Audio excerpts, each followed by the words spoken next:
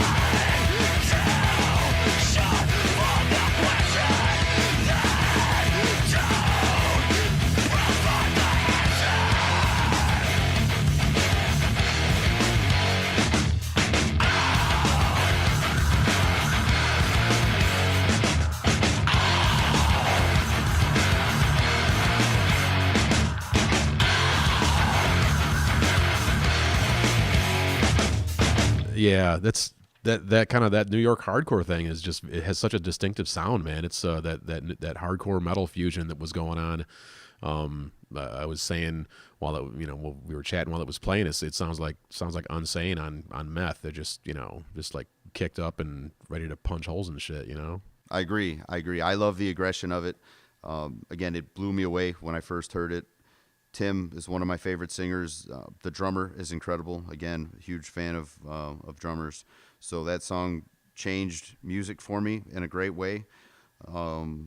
It was something that I had never heard before, and it still influences me to that day. That CD is, like I said, came out probably 98, and I still listen to it probably once a month. I'll see it sitting on the table in the barn, and I'll pick it up and throw it in and jam it out. So absolutely love Vision of Disorder. Everybody's got one or two of those albums, man. I know I got a couple. All right, let's move on to the next song. This is by a band called Botch, who I've heard before. I like these guys a lot. This is definitely get into the weird end of the sort of like, this is sort of definitely metal hardcore kind of fusion with a bunch of other kind of weird stuff in there. This song is called Transitions from Person to Object by a band called Botch. What's going on with this song? This song, again, was introduced to me, just completely blew me away the first time I heard it. Had never heard anything like that before. It was something that the time signatures and how quickly they change and how seamlessly they change was unlike anything that I've ever heard before. Botch only put out a handful of albums and I believe one final EP, and within that short amount of time they influenced and completely blew away a lot of other bands in that genre, that math metal genre. They're known as innovators, and they've gone on to do lots of other things. For example, I think the bass player was in Russian Circles or These Arms Are Snakes, and then most recently he was in Sumac, which is incredible. It's got one of the guys from ISIS, which you can't even wear their T-shirts anymore, unfortunately, without getting funny stares. And yeah, it's pretty ridiculous. A fantastic band, ISIS, by the way. I have heard them. I like them. I've been thinking about getting their albums, but even finding them on Amazon, they're ridiculously expensive. Yeah, you probably get put on a list just for ordering them now. It's unbelievable, but I still love them. Love ISIS. So, but back to the point. Botch, incredible. This song blew me away. There's one guitar player. He uses a lot of delay pedals, and it just makes it sound huge. The vocals are incredible. They come in at some point in the middle of the song, just the vocals for a brief moment, and after that it's chaos and destruction, and I love it. It was something that the first time I heard it, I knew I'd love it, and I still listen to this album all the time. This is off We Are the Romans, and that's the name of the album. Transitions from Persona to Object is the name of the song, and I hope you guys dig it. All right, let's have a listen.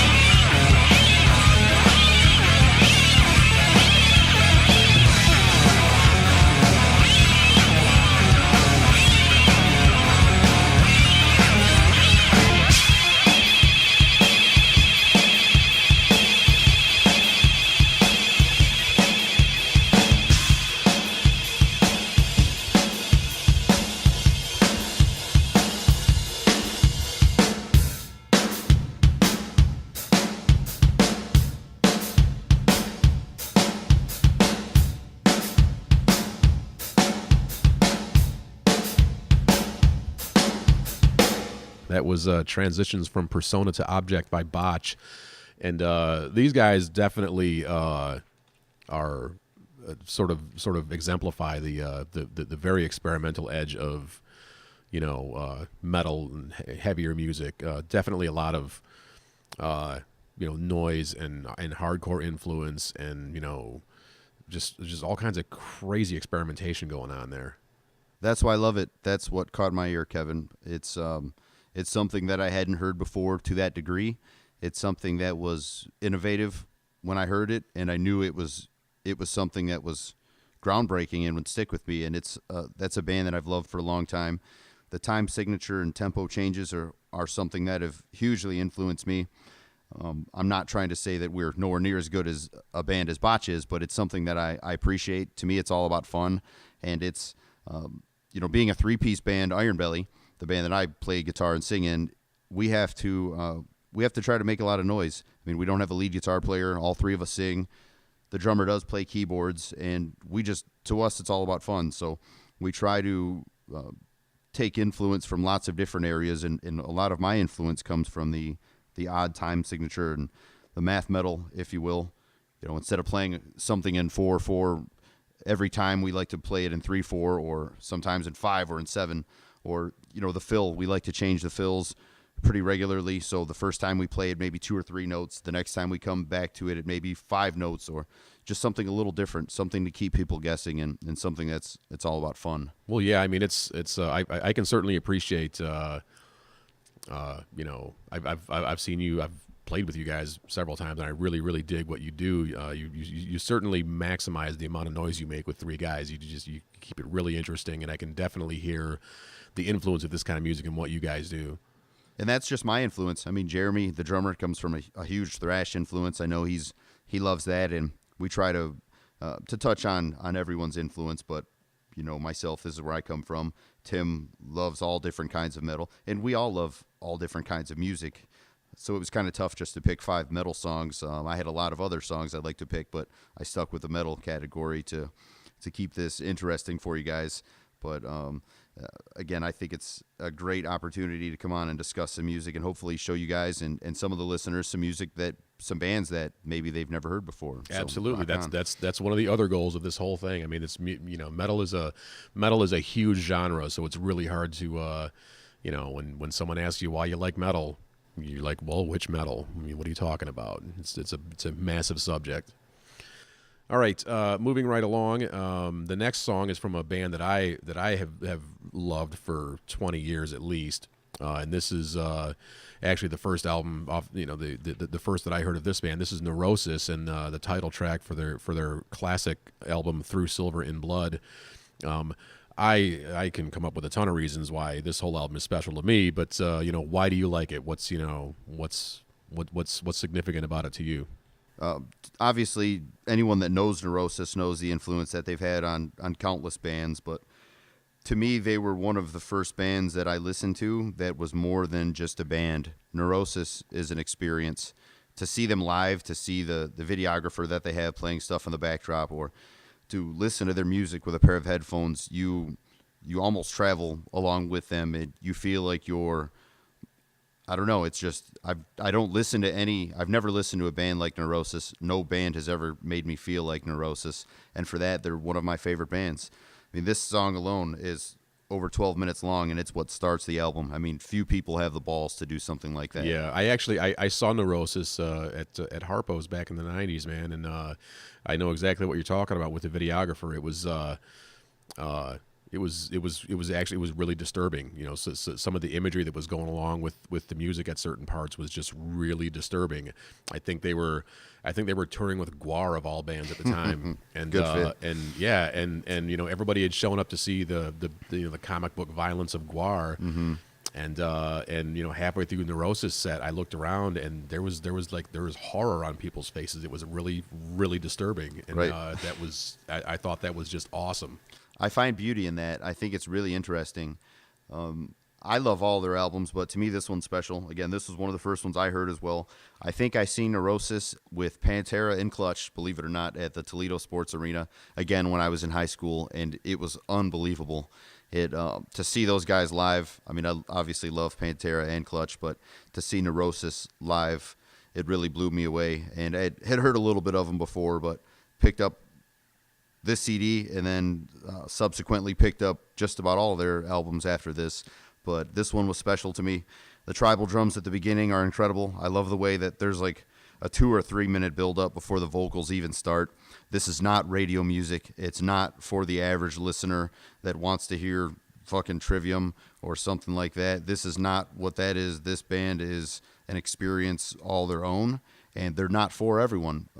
I've heard them described as the thinking man's metal band, and I can see that. I mean, I love it. I hope you dig it as well. I know I will. I hope everybody else does. This is Neurosis with Through Silver in Blood.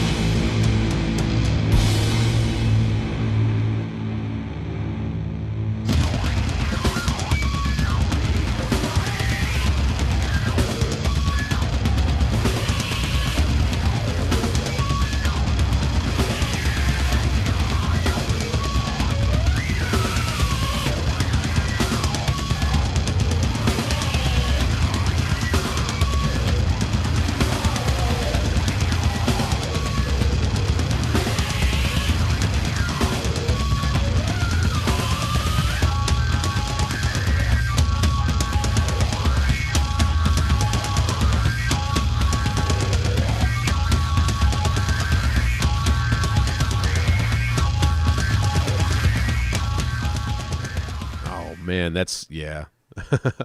I love that. That whole album is awesome. I'm noticing the last three songs. You know, this one and Botch and Vision of Disorder. One of the things they have in common is they're not the guitars they aren't really percussive. It's a lot of like big open chords and just kind of this big wall of sound. And with Neurosis, there's so much, you know, with the keyboards and the samples and all the other sounds that are going on underneath, creating such a huge texture. It's just a massive sound. Yep. To me, as I mentioned to it earlier, it's beautiful and it's scary. It's there's depth to this music. There's textures to it. In some ways it's difficult to listen to, and it's not for the average listener. So that's one thing that I've always liked about Neurosis. They're an acquired taste, and people that get them. It's always cool to find mutual fans in that sort of music, because again, it's a little off the wall. To me, the fact that the dual guitar players work so well together and they create a lot of dissonance, and they don't necessarily rely on just playing in different octaves to sound good. They're not afraid to experiment, and to me, it's beautiful. It's epic. I love it. Awesome. All right. Well, that brings us to our last song by Phantomus, which is a Mike Patton project. Mike Patton on vocals, Dave Lombardo, of course, from Slayer on drums, King Buzzo Osborne from the Melvins on guitar, and who's it, Trevor Dunn on bass, and he was Helmet, right? Is that right? I don't believe Trevor was in Helmet. I could be wrong, but he's kind of like an avant-garde guy. I mean, he's in a lot of different bands, none of which probably anyone that is going to listen to this metal podcast has ever even heard of, because it's by no means metal. But Trevor's all over the place, and just like every one of the other musicians that is in this band, they're top-notch. And this album to me was special because it's obviously the musicians are fantastic, but this is an album of covers, and the guys actually did their versions of music scores, which I thought was pretty unique. They did Cape Fear, Rosemary's Baby, The Omen. Like, they did their interpretations of those songs, almost like Mike Patton wrote the original version, so to speak. So when a friend of mine gave me this album for Christmas or for my birthday, I don't remember, but it changed me. It showed me that music didn't have to follow rules. And I mean, that kind of goes without saying, but you hear so much of the same cookie cutter, again, verse, chorus, verse, that whole formula that gets regurgitated, and it becomes bland. And when you hear something new, and granted, they are doing covers, but when you hear something new, and you'll know what I'm talking about when you listen to this song, you can grasp it, and it sticks with you. And Phantomas stuck with me the first time I heard this album, and it's something that I think should be shared with everybody. So this track is called The Godfather. Is this from the Godfather movie? It is. Yep, it is, and you'll hear it. You'll hear the known Godfather song. You'll hear a portion of that, but then you'll hear their version of it. You'll hear Mike Patton. I don't think he's even singing words in this song. He's making noises, and that's something that he's done in Phantomas. He has a whole album where he doesn't sing. It's all noises and megaphones and telephones and just crazy noises, and it's not words. And again, this is not for the average listener. This is an acquired taste, but it's something that I love. And Patton's an oddball, and you either love him or you don't. I often like to say that I'm very thankful for his obvious mental problems. Yeah, for sure. So, but again, this was all covers. This was just one that I thought would be pretty well known and would stick out. There's a few on the album, like The Omen is incredible. Spider Baby is probably my favorite song, but this one's a little more interesting because there's no actual words. It's just some fucking jibber jabber. But I think it's great. It's beautiful. It's heavy in its own way. You'll hear Dave Lombardo. You'll hear that double bass, and you wouldn't expect it in The Godfather, but it's there and it fits and it rocks. Cool, man. Well, this is The Godfather by Phantomus. Let's have a listen.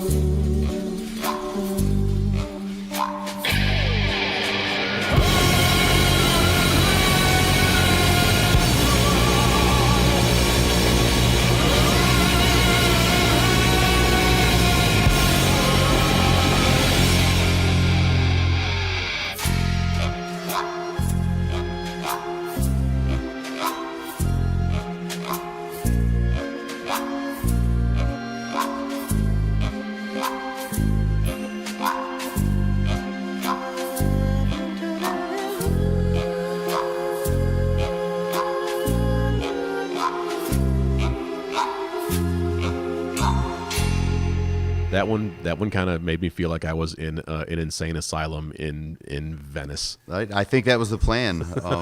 I love music that moves me, and that, that's something that I love listening to while I'm driving because it's completely off the wall, and it keeps me from running other people off the road when they act like assholes. So I think that it's you can go on a trip almost, if you will, just listening along and feeling all the different moods and different textures. They go from metal to almost a opera singing in the span of 30 seconds. I think it's awesome. Yeah, I think what I have really enjoyed about and this is pretty much why I was excited to have you on the show, because the music that you have brought us today pretty much exemplifies people that look at rules as suggestions and not particularly interesting ones at that. Mm-hmm. I agree. And, part of the fun, I love music because it's fun. I mean, by no means do I consider my band or myself, I don't want to talk about the other guys, but a great musician. I play what I play, and it's all about having fun.